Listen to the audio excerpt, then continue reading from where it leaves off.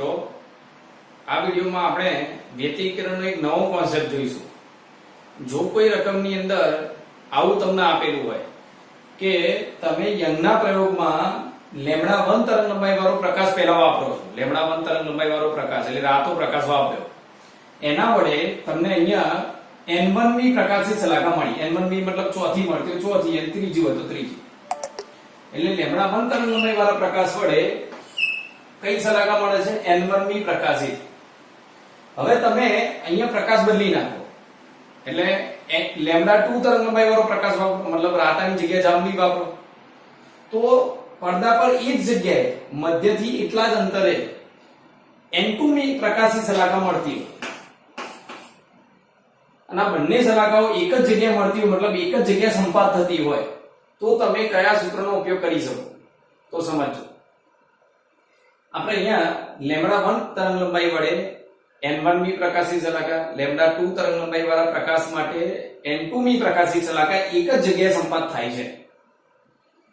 તો આપણે કયું સૂત્ર વાપરવાનું? તો જો પ્રકાશિત શલાકા માટે પ્રકાશિત શલાકા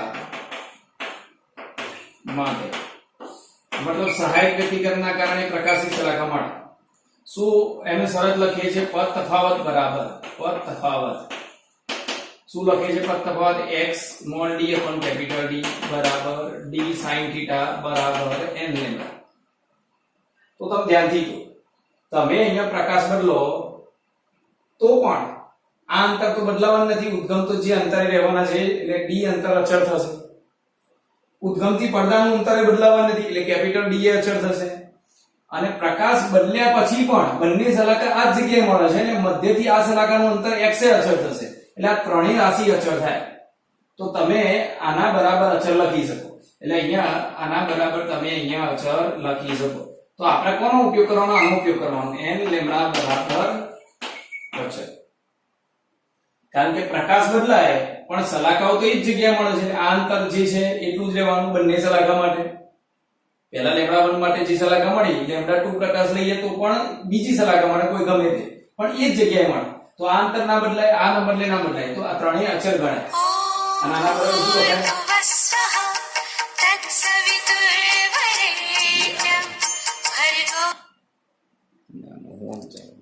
ડિસ્ટર્બ ના કરને પી ગए।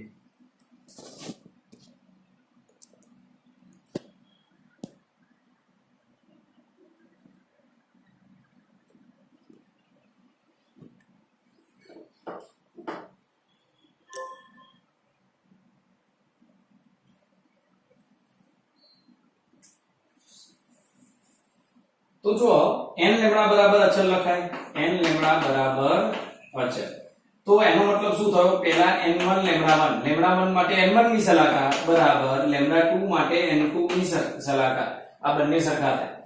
તો રકમની અંદર તમને બંનેની તરંગલંબાઈ આપી હોય તો બંને શલાકાનો નંબર શોધી શકાય કે આ તરંગલંબાઈ માટે કઈ શલાકા અને આ તરંગલંબાઈ માટે કઈ શલાકા એક જ જગ્યાએ મળશે, મતલબ એક જ જગ્યાએ સંપાત થતી હશે।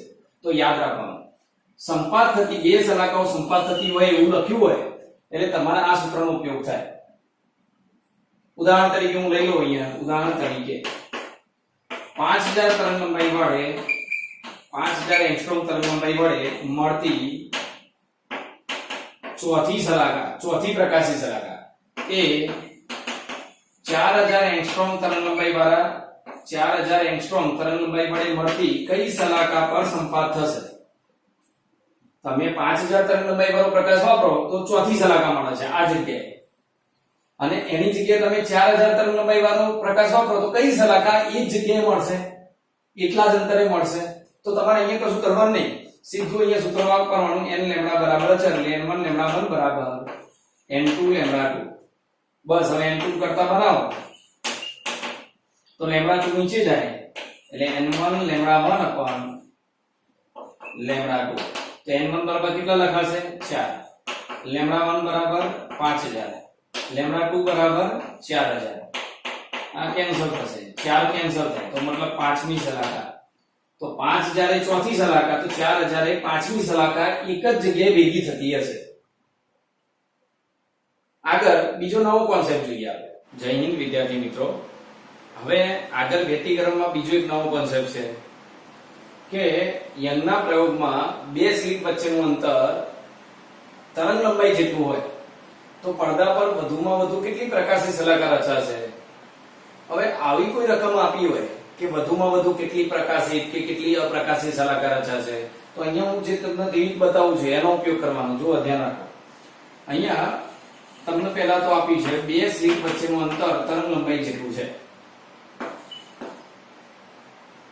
એટલે d બરાબર લેમ્ડા થઈ ગયું. હવે વધુમાં વધુ કેટલી પ્રકાશિત શલાકા રચાય એવું શોધવું હોય ને તો તમારે શું લેવાનું, d sin θ બરાબર આ d sin θ વાળો ભાગ જ લેવાનો. અને પ્રકાશિત શલાકા કેટલી છે એટલે સહાયક વ્યતિકરણની શરત વપરાય. એટલે જો અહીંયા પ્રકાશિત શલાકા માટે પ્રકાશિત શલાકા માટે કઈ શરત વાપરવાની, સહાયક વ્યતિકરણની. અને શું લેવાનું, d sin θ બરાબર m લેમ્ડા.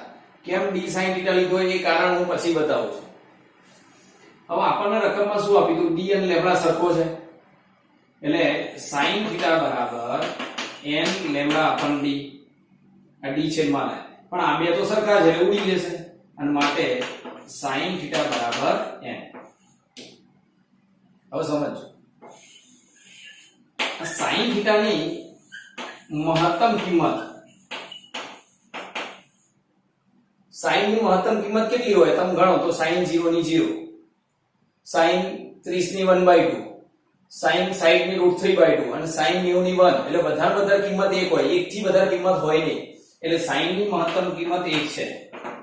એટલે તમે n ની જગ્યાએ એવી કિંમતો મૂકી શકો કે જે મૂલ્ય sin θ બરાબર 1 થાય. 1 થી વધારે અહીંયા મૂલ્ય ના મૂકી શકે. n ની જગ્યાએ આપણે ક્રમ મૂકવો હોય તો 1 સુધી મૂકી શકાય, 1 થી વધારે ના મૂકી શકાય. હવે તમને ખબર જ હતી કે આપણે n કેટલું લઈએ છે, n બરાબર 0 1 2 આવું લઈએ. ચલો તો આપણે શું કરવાનું ધ્યાન આપજો. તો અહીંયા હું લખીશ n ની કિંમત, બરોબર. n ની કિંમત ચલો અહીંયા જોજો હવે ધ્યાનથી. હું n બરાબર 0 લઈ શકું? હા લઈ શકાય. કેમ કે n ની જગ્યાએ 0 લખું તો અહીંયા 0 આવે. sin θ ની કિંમત 0 હોઈ શકે, 1 હોઈ શકે, 1 થી વધારે ના હોઈ શકે. એટલે 0 લખી શકું. હવે n બરાબર 0 લઈએ તો કઈ શલાકા મળે, મધ્યસ્થ પ્રકાશી શલાકા. શલાકા કઈ મળે, શલાકા નું નામ. અને કેટલી મળે એ અહીંયા લખીશું. તો 0 માટે મધ્યસ્થ પ્રકાશી શલાકા મળે, મધ્યસ્થ પ્રકાશી શલાકા. અને કેટલી હોય, મધ્યમાં એક જ હોય જો, એટલે મધ્યસ્થ પ્રકાશી શલાકા 1. ચલો n ની જગ્યાએ હું 1 લખી શકું, n ની જગ્યાએ 1 તો લખી શકાય કારણ કે sin θ ની કિંમત 1 હોઈ શકે. જો હું n ની જગ્યાએ 1 લખું તો sin θ બરાબર 1 થાય. તો વધારે કિંમત 1 હોઈ શકે, 1 થી વધારે ના હોય, તો 1 થી વધારે ના લઈ શકાય પણ 1 લઈ શકાય. હવે 1 લખવું એટલે પ્રથમ પ્રકાશી શલાકા આવે. n બરાબર 1 માટે પ્રથમ પ્રકાશી શલાકા કેટલી હોય, 1 ઉપર હોય આ પ્રથમ પ્રકાશી અને 1 નીચે હોય. એટલે ઉપર અને નીચે એવી ટોટલ 2 હોય. પછી n બરાબર 2 લખી શકાય, n બરાબર તો 2 ના લખાય કારણ કે sin θ બરાબર n ની જગ્યાએ 2 લખું તો sin θ ની કિંમત 1 કરતા વધી ગઈ અને આ કદી શક્ય નથી.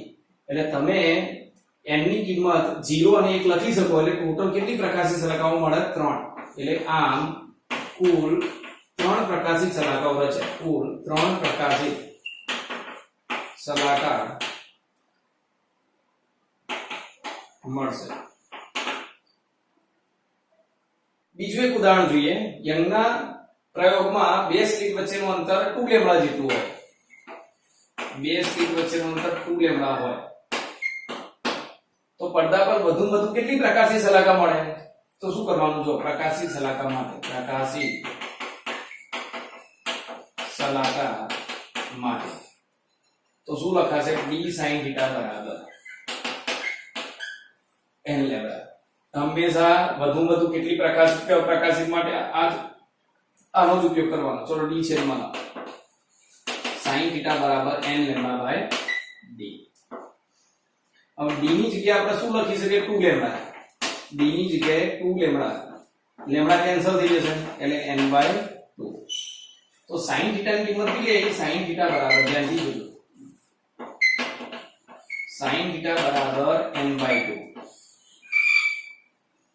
હવે મેં હમણાં તમને કીધું sin ની વધારે વધારે કિંમત 1 હોઈ શકે, 1 થી વધારે ના લઈ શકો તમે. એટલે sin θ ની મહત્તમ કિંમત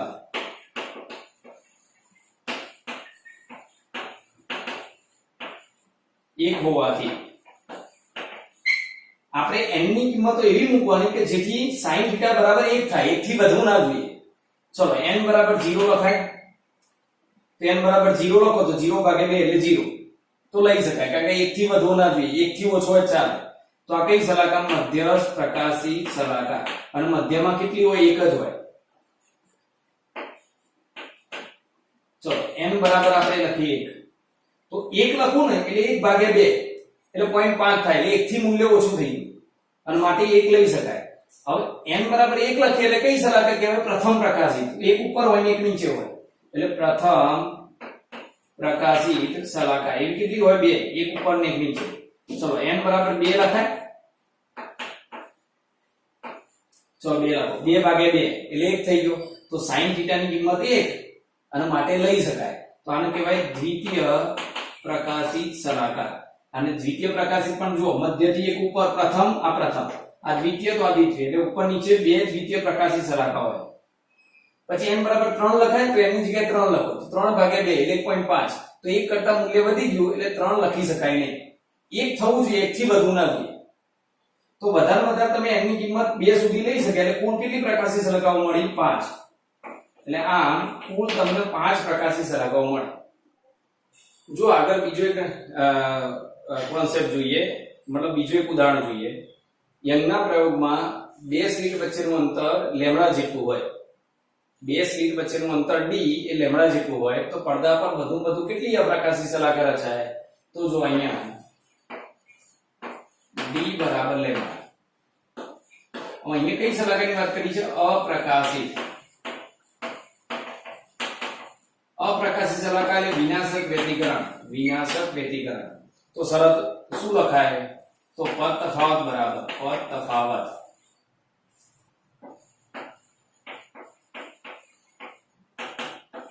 x mod d upon capital D બરાબર d sin θ બરાબર n plus 1/2 into lambda. બરોબર ને? હવે મેં તમને શું કીધું છે? કેટલી અપ્રકાશિત કે કેટલી પ્રકાશિત શલાકાઓ રચાય એમાં તમારે કયું સૂત્ર વાપરવાનું? d sin θ બરાબર પાછળની શરત n plus 1/2 into lambda. હવે d ને છેદમાં લાવો એટલે n sin θ બરાબર n plus 1/2 into lambda upon d. પણ આ d બરાબર તો લેમ્ડા છે, બે સરખા એટલે ઉડી જાય. તો sin θ બરાબર n plus 1/2. તો આપણે n ની કિંમતો એવી લેવાની 0 1 2 3 મૂકતા જવાનું. પણ sin θ ની કિંમત, આની કિંમત એટલે ટોટલ કિંમત 1 થી વધવી ના જોઈએ. કારણ કે sin θ ની મહત્તમ કિંમત 1 છે અને તેથી તમે n ની કિંમત 1 થી વધવી ના, સોરી, sin θ ની કિંમત 1 થી વધવી ના જોઈએ. ચલો n બરાબર 0. તો n બરાબર 0 લઈ શકાય. તો n બરાબર 0 મૂકો અહીંયા તો વધ્યું શું? 1/2 એટલે 0.5, જે 1 કરતા ઓછો છે એટલે લઈ શકાય. હવે n બરાબર 0 માટે આપણને કઈ શલાકા મળતી હતી? પ્રથમ અપ્રકાશિત શલાકા. અપ્રકાશિત.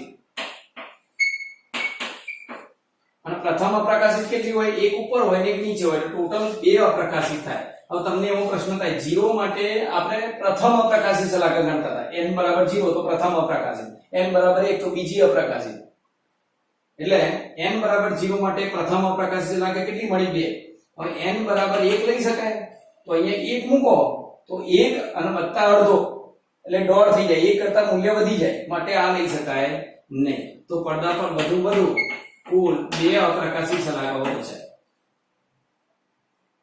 તો આવા બીજા કેટલાક પ્રશ્નો તમે બીજા જુદા જુદા પેપરો જોશો, જેડબલી નીટ કે ગુજકેટના, તેમાં આવા પ્રશ્નો પૂછાયેલા છે. 1 કે 2 પ્રશ્નો પૂછાયેલા છે.